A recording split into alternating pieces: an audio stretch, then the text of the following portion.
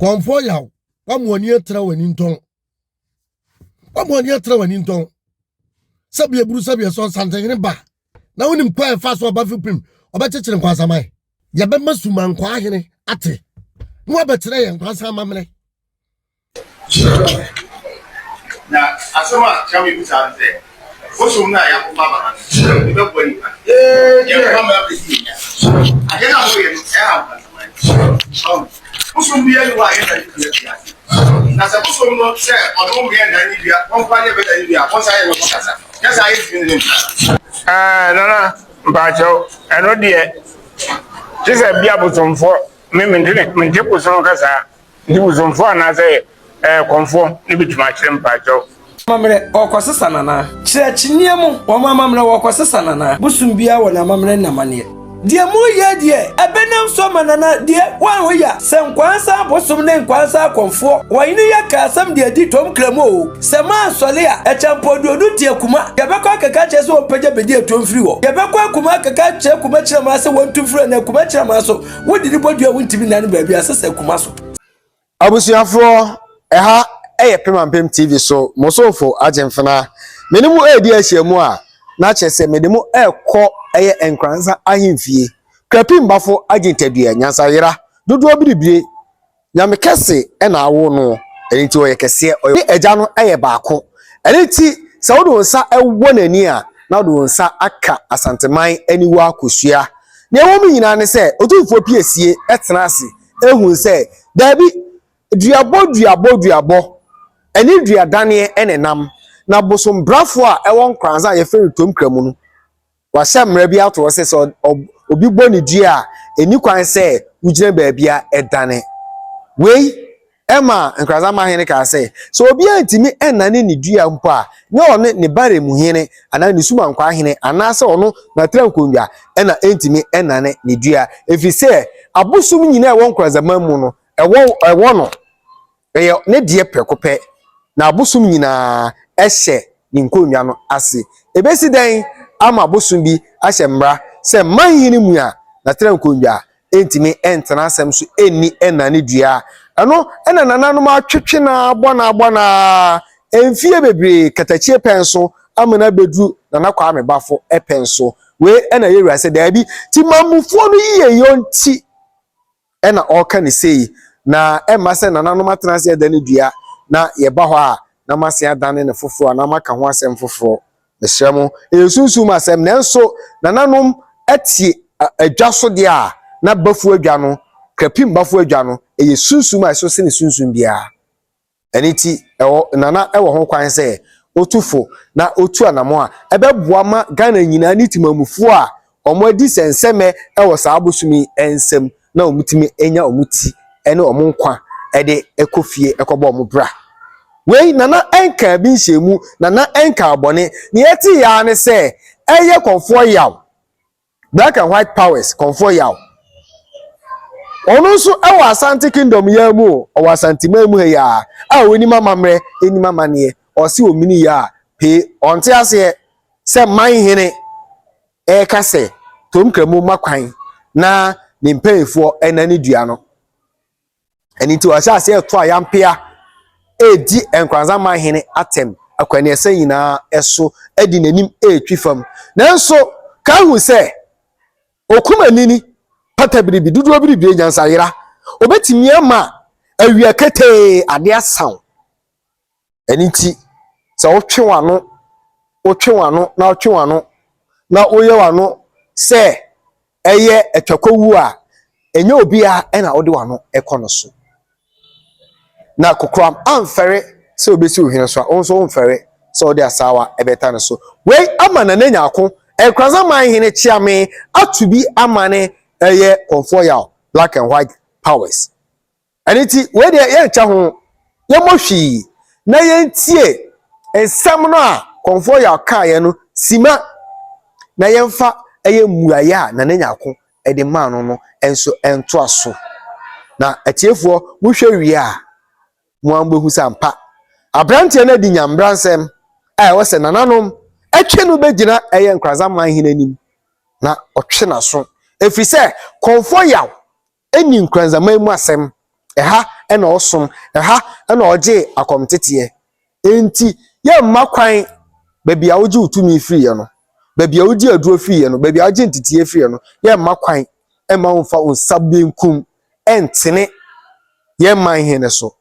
ɛnya adwuma ɛne ti Komfoɔ Yaw baabi a wotie mi bia unim me so mi ni wo mesrew sɛ paakyɛw ɛwɔ sansɛm we mu na nye wasundwe yɛfrɛ bosom no kyerɛkyinye pa frɔ ne kɔmfo wontimi na kyerɛkyinye dua wɔ baabi a ade ne wɔno nko adeɛ deɛ w'ani kɔpere bosom no so wadi na wɔyisu no wɔanhwɛ fi sɛ baabi a bɔkɔmfoɔ bi agya bia na ne bosom gya enti wɔka asɛm no kora bosom no ate dada enti bosom no bu afu enti sɛdeɛ kwansa maahene yɛ no ɔpɛ sɛ kuro ne bɔ ɔmpɛ kuro ne bɔ a ɔnka ne ho no ɔnkɔpa bosom no kyɛw ɛnyɛ saa ɔno kora wɔ bia na no ka asɛm no so wɔbɛtu bosom no bosom no bɛhwɛ sɛ bɛtu no ɔmpɛ sɛ wuo basabasa yale basabasa bɛsisi kuro ne mu a ɔnkɔ begging for bosom a ye friend no tom Kramo quick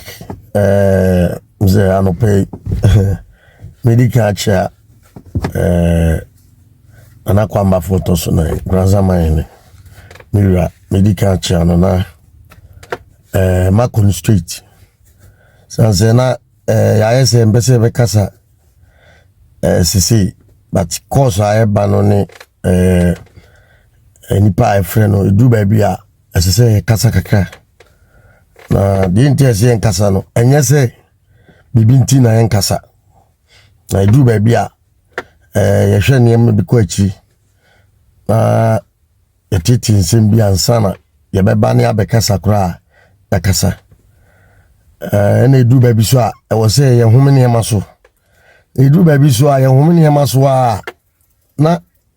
enipa bi e provoke nipa a anhwe ya de ebekwa akofa ba na yina no yentimi enjina because jina yentimi njina na se obeka meka enye se obi suru obi se ye kan bibia yentimi nka na ni nyina na se aya na mpanfo apem nipa beti se yentu ebo ase me ko ni street Nkoranzahene da ho no se bi mpreduasa odoma nkoma gba ade a wiase baaye no na nanom ko ya omuchichiri kuru ana mukon wie ya obi adi ni kuru so no obi a woni kuru obi a woni kuru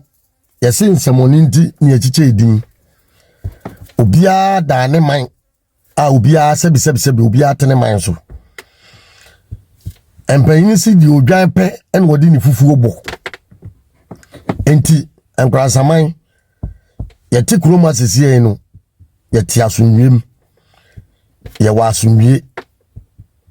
bibia hayen enti na medical kase di odwan pe en wodi ni fufu obo me kon street ma hunu video bi a Komfoɔ bi a ye frɛ ne Komfoɔ Yaw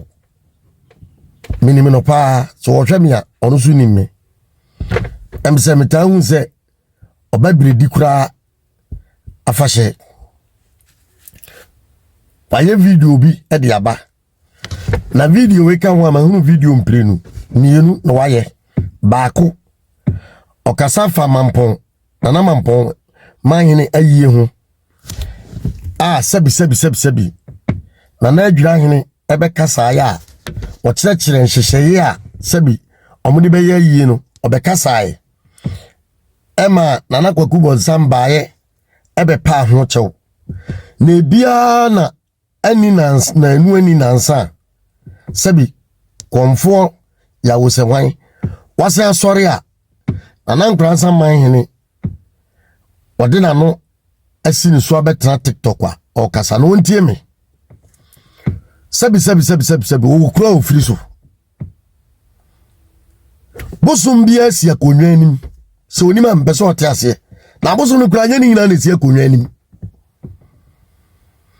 bosom bu a eyesuma obi akotu ani ewa abosoma sebi mprediasa tete nananom ede omo ba ya omo de omo bedi ako a sebi mprediasa omo si akonwa anim na sede nananom ehye sebi omo wowura a omo hye omo wura ase no sa na bosom bia so e wowura a wo hye na se meka kosisen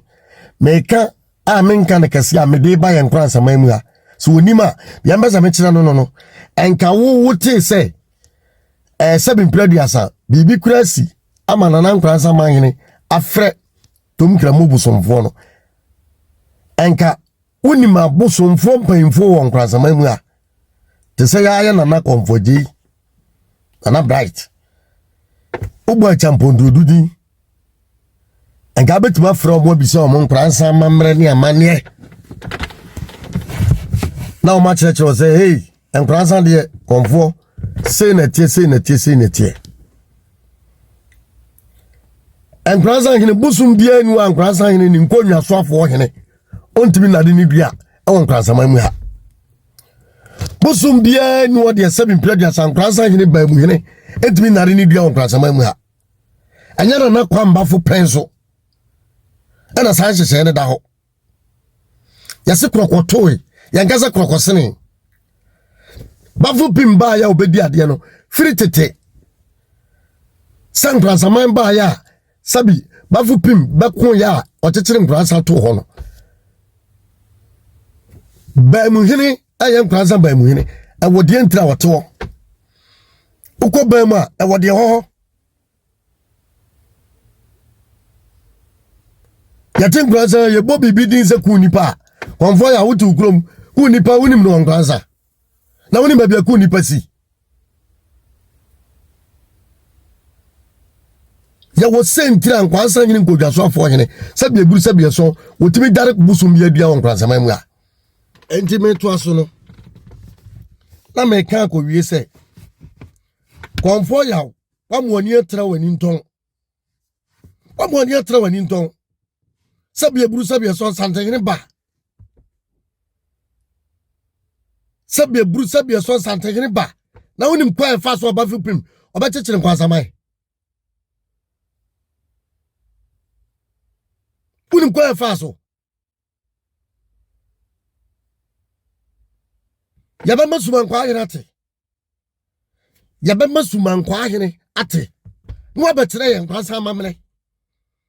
sasa wo ye Komfoɔ sabia buru sabia so untimi ntrase ya na midi kan se wano wara unwia soja hane ze Komfoɔ bia sori a no de o man hene bi ana o hene bi abetere social media no keka de ope na so keka de ope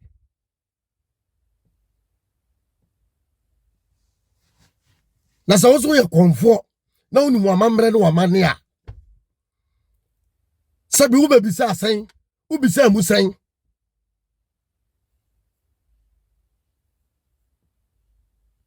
na Baffoe pim na mu bosom dada Baffoe pim no me what praying so woni mu a wo ba se yense kire ne yanka kire wa Baffoe pim no wa ya bosom dada wo so woni ma ba kwasema bra na be bisa Nkoranzahene kodwa na da ha no wo ba kwasem na yanka kire wo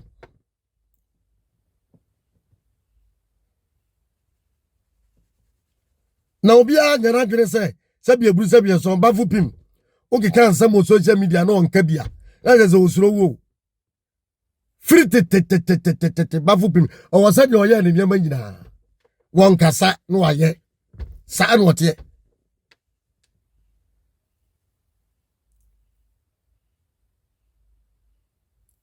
entina me se ebeduru suman kwa hene nim na eduru suman kwa hene wa no abetire sentia sabia buru sabia so wotewa wo ma wano atra abawie soja hane menkare kase kra sanse dia wodi ba no se mekase mikomu a anhwe ya ba bia ebetra duru ne nsema ebeba no enya papa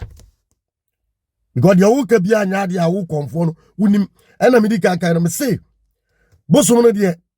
mo de bia na pese gu tiri so wakotu na bi de wo ne yafum anya se pese gu tiri so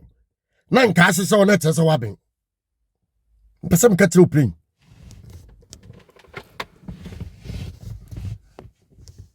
awon ko bia fu ma enfra se kuafo kasa bebre ya betra social media ne ya kasa ya de pay viewers ya de pay sika enfaso bi ani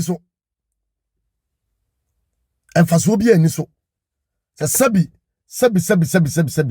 metia sesi ei se me pese me hunu kuro bi so asema asi na metie mu ya mebo apirikuro no mebo apirikuro no mu mpanyimfo mabisa sa asɛm yate yahu na sɛn na ho asɛm tie sɛn na tie na matie mu ya ansa na makamu asɛm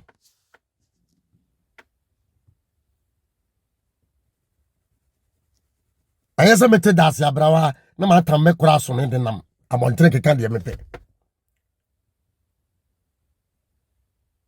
tina mi kan kan obi ansuro bia sunsum yadewo me pesa wo tiase wa wakotu die no untimi va hunu obi awo enti sabi ya ma bia so kwan